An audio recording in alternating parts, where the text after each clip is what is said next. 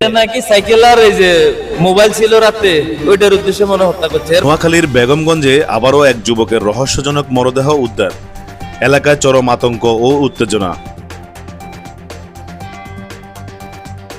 ঘটনাটি ঘটেছে বেগমগঞ্জ উপজেলার শরীফপুর ইউনিয়নের দক্ষিণ খানপুর গ্রামে।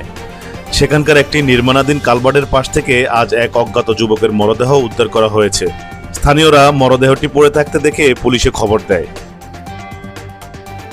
কিভাবে এই যুবকের মৃত্যু হলো, এটি কি হত্যাকাণ্ড নাকি কোনো দুর্ঘটনা, এ নিয়ে এলাকায় নানা গুঞ্জন চলছে।